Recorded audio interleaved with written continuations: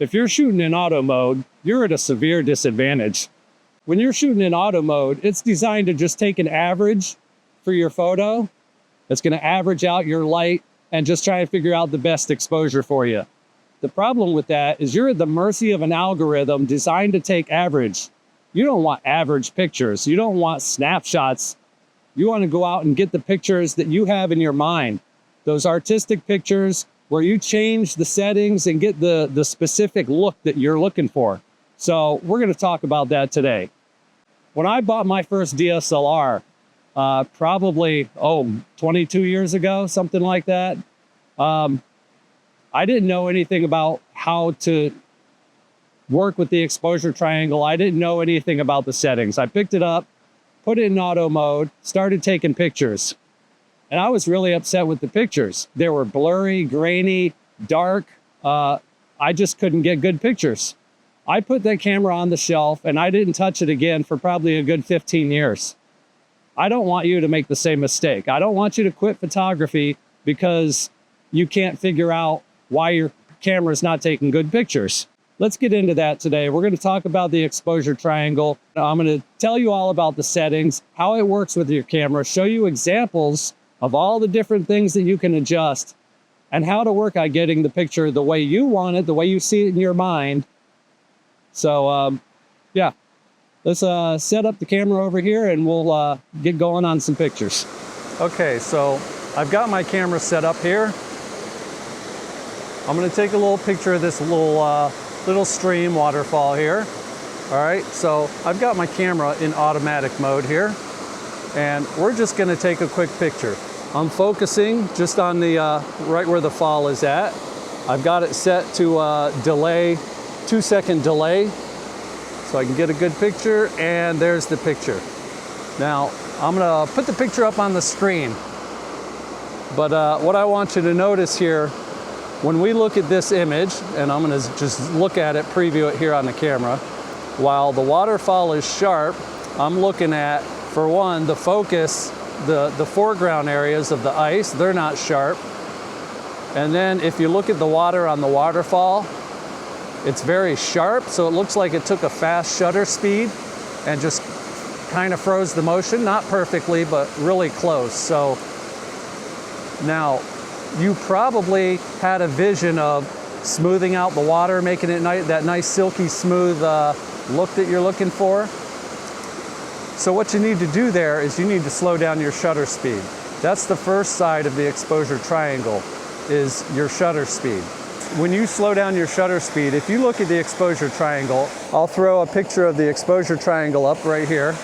If you look at the one side there that says shutter, as you increase the shutter speed, you're reducing the amount of light going into your camera. Every time you double or half the exposure speed, you're going to double or half the amount of light that gets to your sensor on your camera. So that doubling or halving, that's what's called one stop of light. So what a stop of light is kind of important to understand, because every time you make an adjustment, when you adjust that shutter speed, if you put it in manual mode and you adjust the shutter speed, if you make it faster, your image is going to get darker, so you need to compensate that. So we'll go into the camera here, we'll go into manual mode, and I'm going to slow down the shutter speed and I'll show you what happens. Okay, so I'm going to go into manual mode here. All right. So now my scene just got darker because it took my memorized settings from where it was last at. I don't know if this is in focus. I'm doing the best I can. I should have brought another tripod. All right, so the scene is dark. So what I'm gonna first do is I'm gonna slow down my shutter speed to where it's at the brightness I want. So probably right about here. And by the way, this right here is the histogram. If you don't use a histogram, you need to learn how to work with the histogram. And really basic, the left side over here, these are your dark areas of your picture, all the way up to the whites. So if I slow down my shutter speed, you'll see everything gets bright. The histogram moves to the right. If you go the other way, the image gets darker and you see the left side goes up. That means there's more blacks and more dark areas. So you want to try and get it in the center. If you don't want to blow out your highlights, try and keep the left side off. So I'm going to drop it right about to there. So that puts my shutter speed at 1/40th. Okay, so let's see what that does if I take that picture.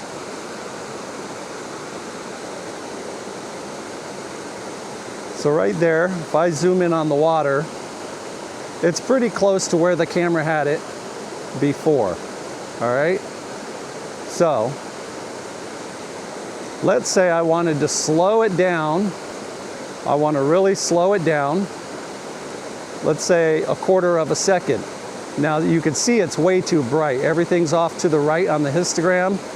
So I need to compensate that. Well, what I could do is I can adjust my aperture.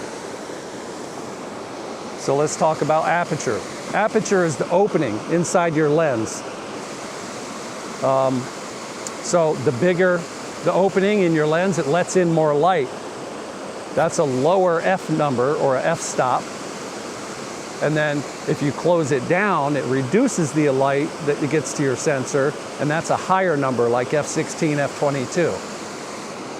So what we're going to do here is I'm going to close it down to reduce the light getting in to bring my exposure back down to where I want it. I hope you guys can see this. All right, so now I've got the exposure pretty good. I'm up at f13 right now. All right, so now let's take the picture and see how that turns out. So now you can see it really blurred out the water and gave you a nice, nice smoother look. If I wanted to go even further on it, oh, wrong way. Let's go all the way down to f22.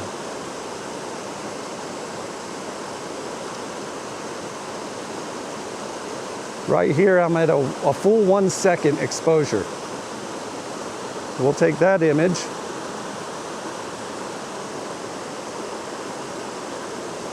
And now you can see it really blurred it out even more.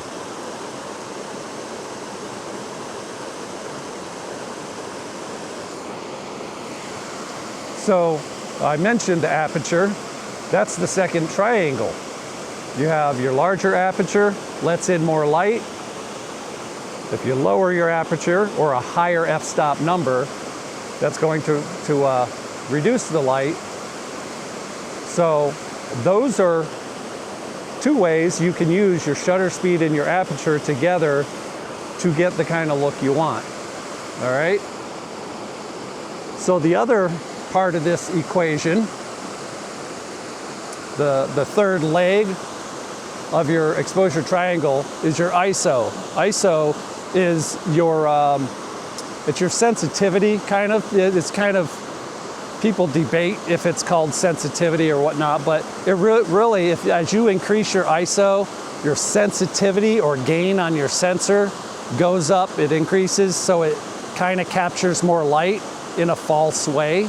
The problem with that is as you increase it, you start to see noise in your image. All right? So let's say I really wanted a really long shutter speed.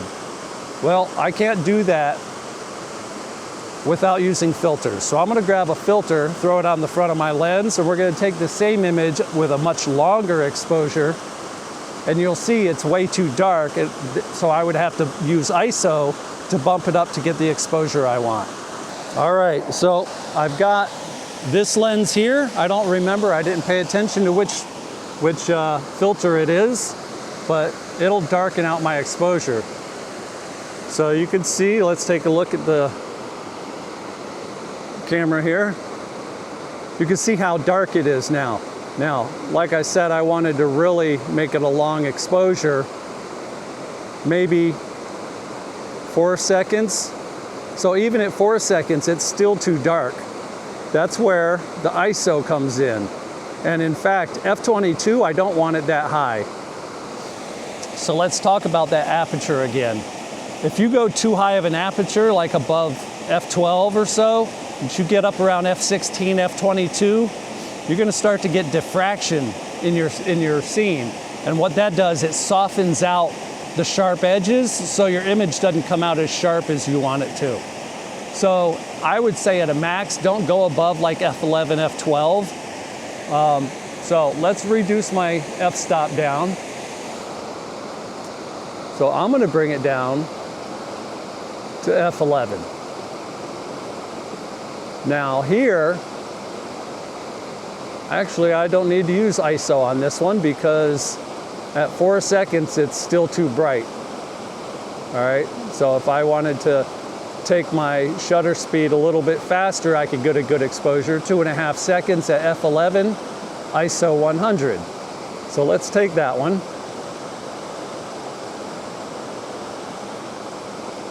All right, and let's take a look at how that one turned out. So here you can see the water is really smoothing out quite a bit. Very smooth, and I didn't adjust my focus, so.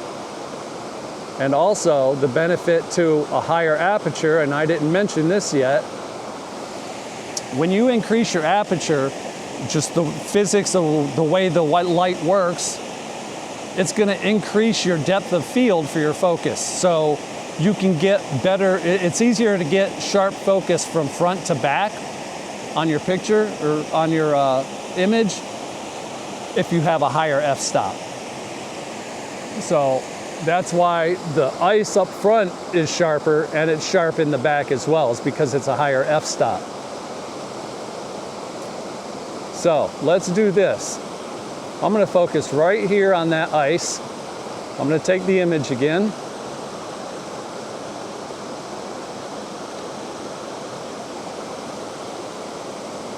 And so if I go into the image, zoom in, you can see nice and sharp all the way up in the foreground. Go back to where the waterfall's at, it's still a good sharp image. And then all the way, the trees in the back, well, they're a little bit blurry, so I could probably bump my f-stop, maybe f12, if I really want to get it sharper. But you see the difference there. If I take my f-stop down to f4, see now, if I still want that long shutter speed, but I want a low f-stop, now I need a better filter. All right, so these particular filters here are case filters. I like these because they're magnetic and one can just attach right on top of the other one with no fuss. All right, so if we look at the scene now, it's really dark on that camera. So I can increase it back up to a 4-second exposure. It's still too dark at f4. So that's where I would increase my ISO, which is the other leg of the triangle. So ISO 100 is at this. So if we double that to 200, that's one stop of light. Let's go another stop, which is 400. Need to go a little more. There's ISO 800. That's a little too high, so I'm going to drop it down just a bit. Right there looks pretty good. Let's take that photo.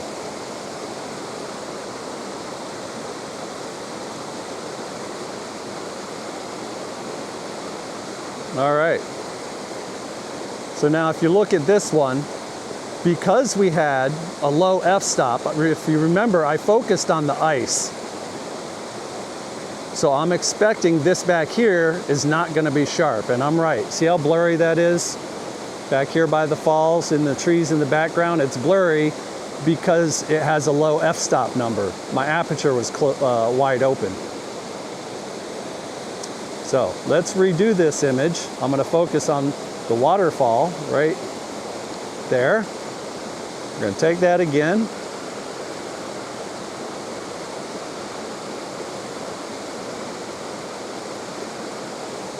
So now, if I zoom in, it's sharp here, but now my foreground is going to be blurry. See how blurry the edge of the ice is?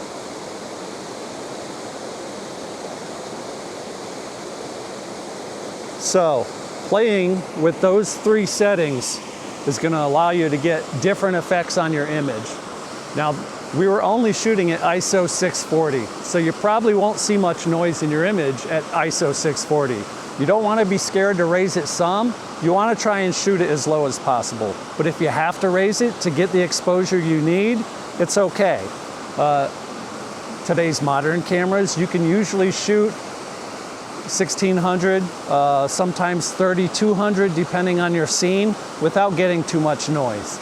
Okay, a lot of people say you can shoot, 52,000 and then just use image reduction or noise reduction software to clean up your image, but I don't find that to be too reliable because it'll really make your image soft. We could talk more about that at another time. I have exposure simulation turned on here. So let's take a look at my camera. So you see it just got brighter for a second. If I press this button here, it shows what my exposure is going to be on my camera. So I set it to ISO 8000, f11, 2 seconds. I focused right there on the ice. And so now when I take that picture,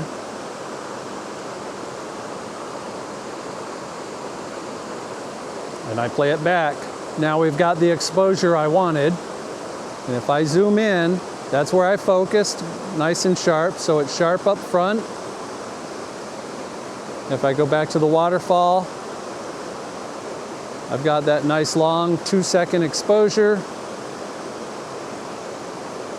and it's still sharp in the background as well. But you can probably see how much grain there is in the image. I'll put up a copy of the image here, and you can see, I'll zoom in, you can see all the grain in the image. That's because I shot at ISO 8000. So you want to be careful with how much ISO you're putting into your image. So what we're going to do now, we're going to take a couple images and we're going to do manual versus auto to show the differences between what they do. I showed you at the beginning an image I took here in auto mode, and then we went through several different examples of ways you could change how the image looks. So I'm going to go around here, find some other places to take some images. They're probably not going to be the best. There's only so many compositions that are good here. But we're going to take some images, some different scenarios, and I'm going to walk you through some of the settings that you would want to use in manual mode to get the type of image you're looking for. All right, now we're at the scenario here where I have a tree here. I'm going to pretend a tree is a person. You're trying to take a portrait of the person, or if the tree is what you wanted full interest on and you wanted to focus only on the tree and blur out the background. All right, so here you can see I've got the tree in focus. I've got a low f-stop so that the background will blur out. I'm focused on the tree, okay? So what I had to do is I had to adjust my shutter speed to get the exposure level I want. I'm at 1/60th.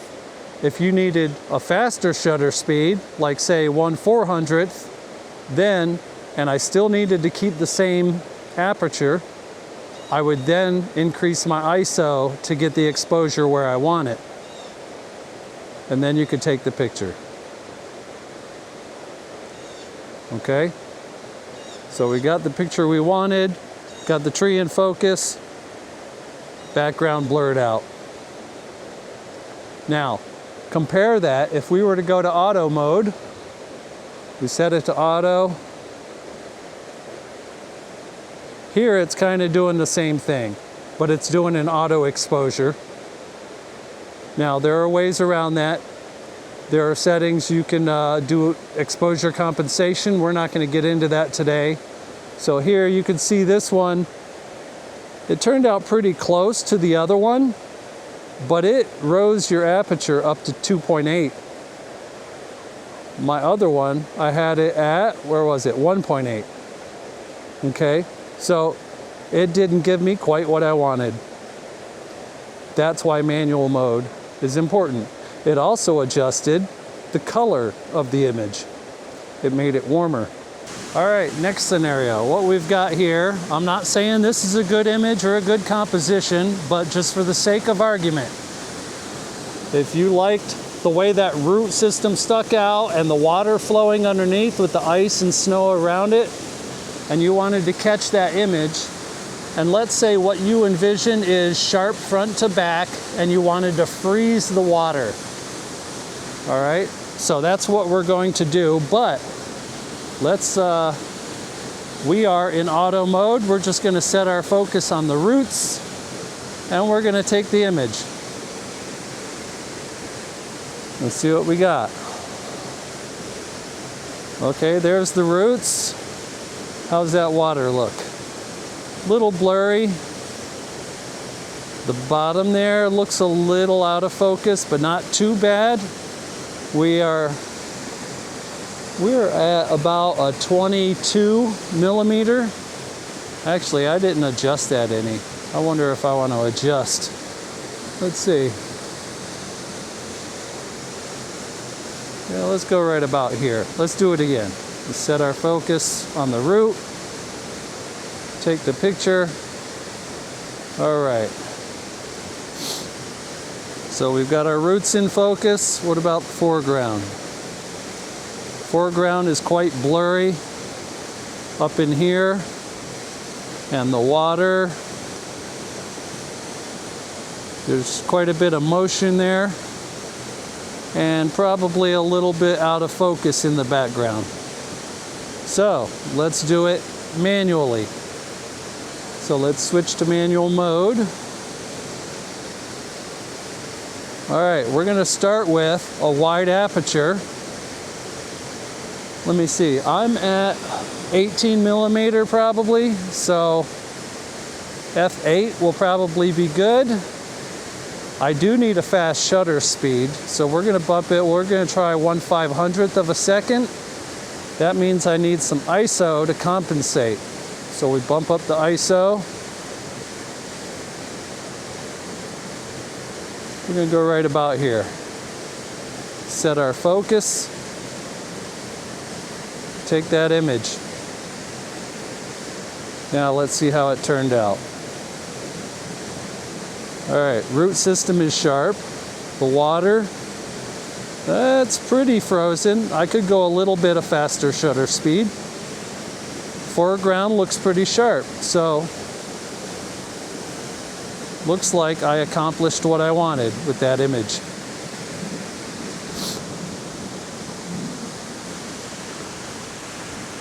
So you see, manual isn't that hard. It's just those three things. If you learn how to adjust those three things, if you need to adjust one, it's going to adjust your exposure. So use one of the others to compensate. And so as you work through this, just practice. You don't have to go out anywhere to practice. You can sit in your living room, turn your camera on, set it to manual mode, and just start playing with it. Adjust your shutter speed. Adjust one of the others to compensate for it. You know, so it just takes a little bit of practice. I think within a week, I pretty much had it down. I had it figured out, and I can't believe that I wasted 15 years of potential doing good photography. Wasted 15 years letting the camera sit on the shelf because I didn't bother looking into how to use manual mode. I didn't look into the exposure triangle. So I encourage you, get out there, put your camera in manual mode, play with it, get used to it. It won't take long, and before you know it, you'll be taking a lot better pictures. All right? Hey, if you enjoyed this video, please hit that subscribe button and join me for the next one. All right, catch you later.